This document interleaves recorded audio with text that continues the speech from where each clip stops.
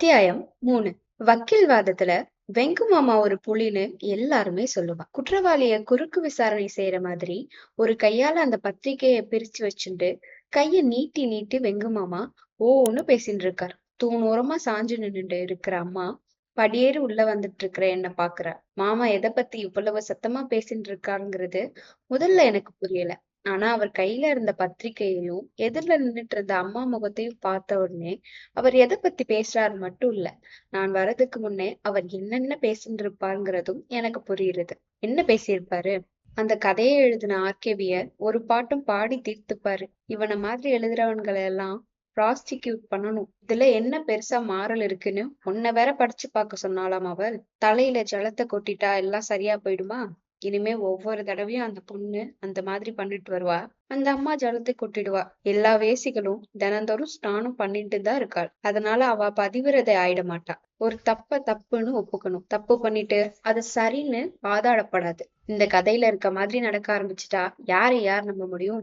விவாகம்ங்கிற ஒரு புனிதமான விஷயத்துக்கு அர்த்தம் இல்லாம போயிடும். என்ன நினைச்சுட்டு இந்த கதையை உன்னை படிச்சு பார்க்க சொன்னாலாம்? நீ அந்த மாதிரி அவ காரியத்தை மூடி மறைக்கணும்னா நீ சொன்னியே உன்னை குத்தி காட்டுற மாதிரின்னு. உனக்கு ஏன் அப்படி தோன்றது? இந்த மாதிரி ஒரு விஷயத்த மூடி மறைக்கிறது சம்சாரிகளாலே முடியாது. உன் பொண் மேல எவ்வளவு உனக்கு ஆசை இருந்தாலும் அந்த நேரத்துல அதை மறைக்கணும்னு உனக்கு ஏன் தோணல?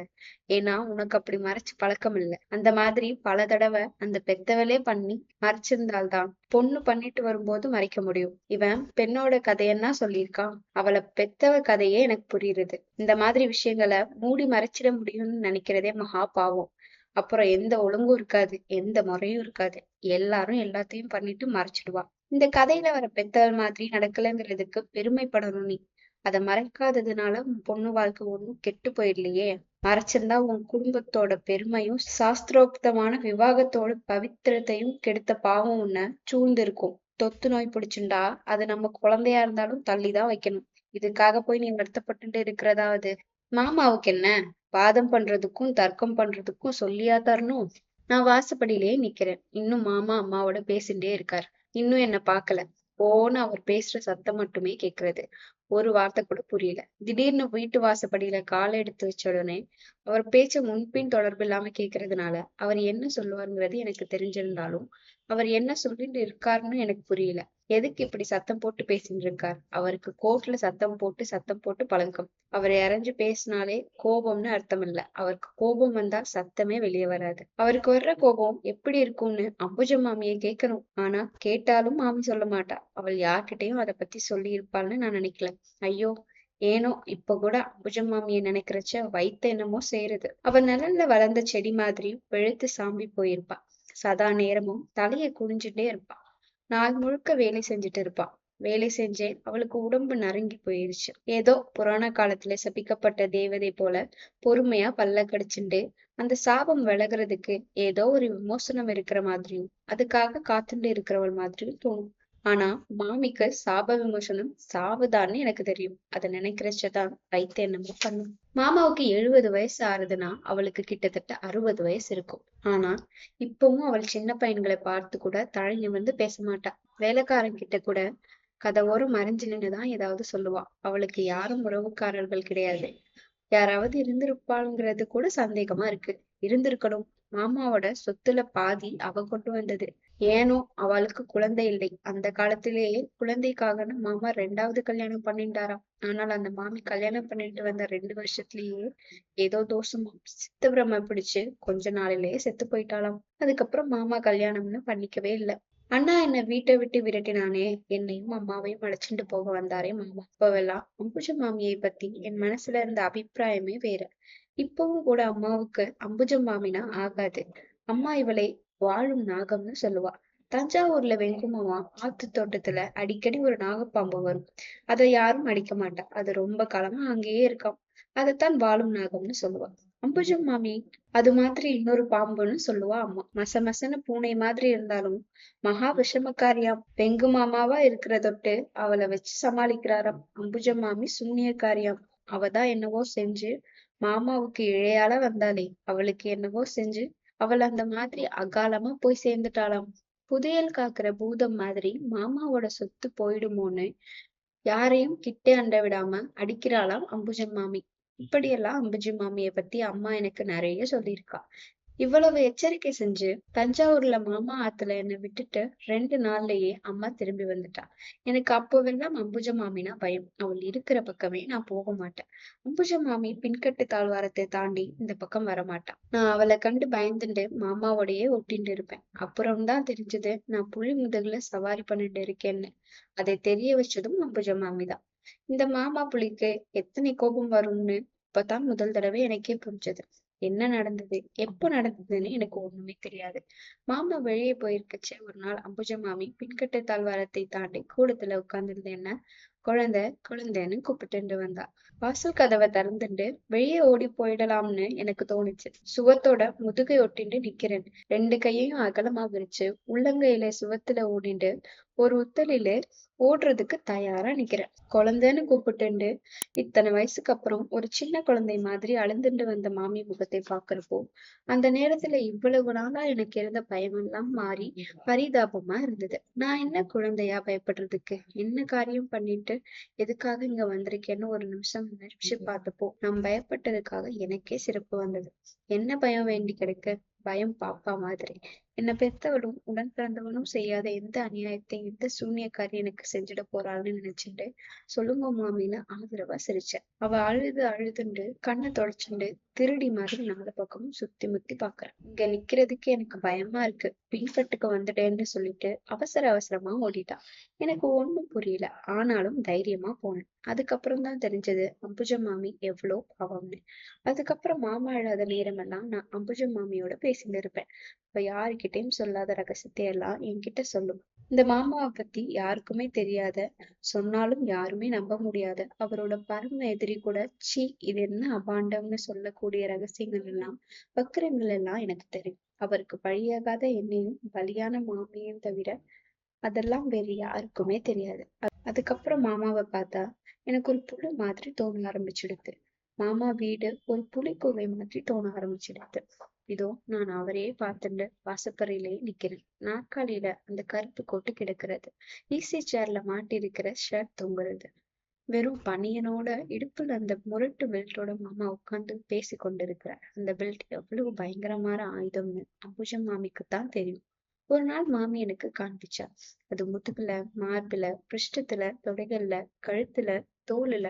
அது எப்படி அந்த கோபத்திலையும் இந்த புலி எந்த இடம் யார் கண்ணிலையும் படாதுன்னு தெரிஞ்சு பிரான்றது. உடம்பெல்லாம் வரி வரியா மாமி மேல இந்த பெல்ட்டை நான் பார்த்திருக்கேன். மாமி கணக்கும் அடையாளமும் வச்சிருக்கா. இதோ சேப்பா ரத்தம் கசீரதே, இது நேத்துக்கு அடிச்சது நீளமா இருக்கே, இது போன வாரம். அதுக்கு முன்னால அடிச்சதெல்லாம் கருப்பு கருப்பா இருக்கு. மாமி சொன்னா, குழந்தை இதை யார்கிட்டயும் சொல்லிடாத. இது யாருக்கும் தெரியப்படாதுன்னு நினைச்சுட்டு இருந்தேன்னா ஒரு நாளைக்கு கொண்டு போய் சிதையில வைப்பாளே, யாருமே பார்க்கப்படாதுன்னு பூட்டி பூட்டி வச்சிருக்கிற என்ன கொண்டு போய் அங்க போட்டுட்டு வந்துடுவாளே, அப்ப வெட்டியான் புது துணியை உருவிண்டு விடுவானாமே, அவன் மட்டும்தான் இதை பார்க்க போறானோ என்னமோ நினைச்சுட்டு இருந்தேன். என்னமோ உன்கிட்ட சொல்லிட்டேன், நீ யார்கிட்டயும் சொல்லிடாத, எனக்கு சத்தியம் பண்ணி கொடு. நானும் அவளுக்கு சத்தியம் பண்ணி கொடுத்திருக்கேன். இதெல்லாம் நான் யார்கிட்ட சொல்ல மாட்டேன். நான் சொல்ல முடியாது, சொல்லவும் கூடாது. மாமிக்கு நான் பண்ணி கொடுத்த சத்தியம் மட்டும் என்ன தடுக்கல. எனக்கு மாமா செஞ்சிருக்கிற உதவி, நிராதரவா நின்ன அந்த நேரத்துல ஓடோடி வந்து பொறுப்பு ஏத்துட்ட பரோபகாரம், பணம் செலவு பண்ணி படிக்க வச்ச தாராளம், ஹாஸ்டல்ல இருக்கும் போது உத்தியோகம் கிடைச்ச அப்புறமும் வந்து வந்து பார்த்து கொள்கிற கரிசனை, இதையெல்லாம் நினைச்சு பாக்குறச்ச இந்த மாமாவோட ரகசியங்களை எனக்கு தெரிஞ்ச அவரோட பலகீனங்களை நான் மௌனம் கட்டுறது என் வரையில மகா பாவம். நான் அதை செய்யப்படாது, செய்யவும் மாட்டேன். ஆனாலும் இந்த மாமா ஒரு புலி. இந்த புலிகிட்ட ஜாக்கிரதையா இருக்கணும். இதுதான் மாமி எனக்கு கத்து கொடுத்த மந்திரம். வாசப்படியில வந்து நிக்கிற என்ன இன்னும் மாமா பாக்கல. இப்போதானே நானும் வந்து அவர் ஓன்னு இறைஞ்சு பேசிட்டு இருக்கிற அந்த ஒரு வாக்கியத்தை முடிக்கிறதுக்குள்ள நான் இவ்வளவும் நினைச்சிட்டேன். இந்த கதையையும் அதை எழுதினவனோட வாதத்தையும் நிர்தாரணம் செய்யற மாதிரி அந்த பத்திரிகைய ஓங்கி தரையிலே அடுக்கிறாப்புல போட்டுட்டு இடுப்புல இருந்த அந்த பெல்ட்டை கழட்டும் போது என்னை பாக்குறார். நானும் பாக்குறேன். மாமா முகம் புலி மாதிரி இருக்கு. 2 காது மடல்லையும் கம்பி மாதிரி முறுக்கிண்டு இருக்கிற அந்த முடியும், புருவத்துல கொத்து கொத்தா அடர்ந்திருக்கிற முடியும் அவர் பாக்குறதுக்கு அசல் புலி மாதிரியே இருக்கு. இந்த புலி என்னை பார்த்து சிரிக்கிறது, என்கிட்ட அன்பு காட்டுறது எனக்கு ஆதரவா இருக்கு. ஆனாலும் இது புலி. நானும் சிரிக்கிறேன், பதிலுக்கு நன்றி காட்டுறேன். ஆனா என்னை பாதுகாத்துக்கவும் வேணும். இந்த சர்க்கஸ் 10 வருஷமா நடந்துட்டு இருக்கு. புலியை பழக்கிறது மட்டும் சர்க்கஸ் இல்ல, புலியோட பழகுறதும் ஒரு சர்க்கஸ். என்ன பார்த்த உடனே இது வரைக்கும் பேசிட்டு இருந்தாரே அந்த டோன் மாறி போறது. வா வா வான்னு தவழ்ந்துட்டு வர குழந்தையை கூப்பிடுற மாதிரி கைய நீட்டுண்டு பெல்ட்டை முழுக்கவும் அவுக்கல. அது அரஞ்ஞான் மாதிரி நழுவிண்டு தொங்குறது. எழுந்து வந்து என்னை கட்டி அணைச்சு தழுவிக்கிறாரு. இத பார்த்து பூரிச்சு நிக்கிற எங்க அம்மா கண்ணை துடைச்சுன்றா. அம்மா தவழுற குழந்தையா இருக்கிற காலத்திலேயே ஒரு குழந்தைக்கு தகப்பனா இருக்கிற வயசு இவருக்கு. அந்த வயசு பாக்குறவாளுக்கு ஒரு மேக்கப் மாதிரி தெரியும். மாமாவுக்கு அவரோட வயசு ஒரு ஸ்கிரீன். அவரே அவருக்கு ஒரு ஸ்கிரீன். அவர் தோற்றம், அவர் பேச்சு, அவர் சொல்ற விஷயங்கள், அவருக்கு இருக்கிற சாஸ்திர நாணம், அவருக்கு இருக்கிற சம்ஸ்கார நம்பிக்கைகள், இதையெல்லாம் பார்த்து அப்படியே அவர் பாதங்கள்லயே ரொம்ப பேர் சரணாகதி ஆயிடுறா. அதெல்லாம் ரொம்ப உண்மை, பொய் இல்ல. அந்த ஊர் பக்கத்திலேயே எல்லாம் கோபமும் வந்துட்டா, கை வேற கால் வேறையா விட்டுடா, வெங்கட்ராமையர் இருக்கவே இருக்கார், பார்த்துக்கலாம்னு தேவன்மார்கள் பேசுறத நான் என் காதால கேட்டிருக்கேன். அவருக்கு இருக்கிற வாத திறமையால கொலைகாரனையே நிரபராதி ஆக்கிடுவார். நிரபராதியை கொலைகாரனா ஆக்கிடுவார். அவர் பேசுற இங்கிலீஷ்ல ஜட்ஜிகளே மயங்கிடுவாங்களாம். சரஸ்வதி மஹாலுக்கு வர சமஸ்கிருத பண்டிதர்கள் எல்லாம் அவர் ஆத்திலேதான் வந்து தங்குவா. அவளோட அவர் சமஸ்கிருதத்திலேயே பேசுவார். இதெல்லாம் நான் சொல்ல வேண்டாம். அவரை தெரிஞ்சவா எல்லாருக்கும் இதெல்லாம் தெரியும். ஆனால் இதோ தனக்கு 70 வயசு ஆகுறதுங்கிற ஒரு போர்வைக்கு வெளியில பாக்குறவா கண்ணுக்கு ஒரு தாத்தா பேர பொண்ணை கொஞ்சுற மாதிரி ஒரு வாத்சல்யம் காட்டிண்டு அந்த போர்வைக்குள்ள இந்த கிழடு எவ்வளவு போக்கிரியா பஸ்ல வந்து மேலே சாய்கிற காலியை விடவும் படுகாலியா கார்ல ஏத்திண்டு போனானே அவனை விடையும் உமன் ஹண்டரா இருக்குன்னு நான் வெளியே சொல்ல முடியாது.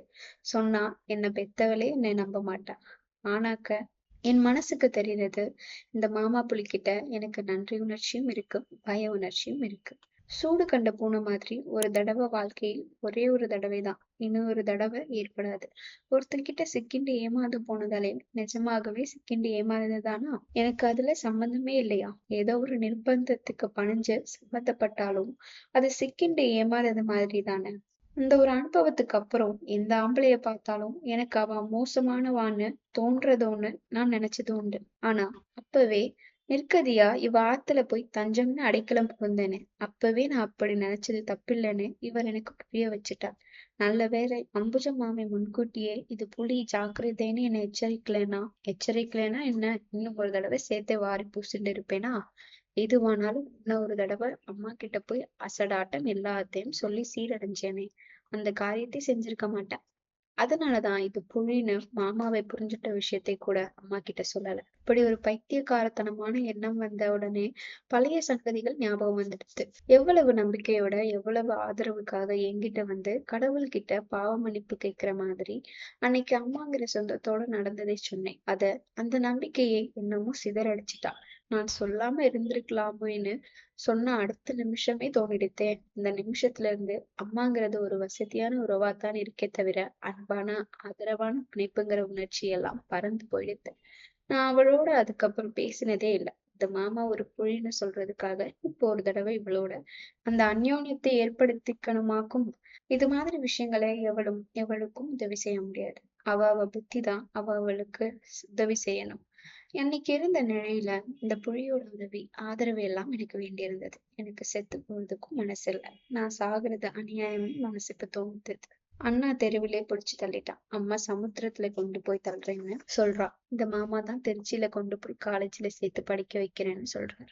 இந்த புலிக்கு இரையாகாம இது கிட்ட பழக கத்துக்கணும்னு எனக்கு தோணித்தது. சிக்கிக்கவும் வேணும், ஏமாறவும் படாது. இந்த புலி நல்ல புலி. தட்டி கொடுத்து பழகி ஏறி உட்கார்ந்து சவாரி பண்ணிடணும், பலியாகிடக்கூடாது. சில நேரங்கள்ல இந்த மாமா புலியாவார். அப்ப கூண்டுக்குள்ள விட்டு கதவை மூடிடணும்.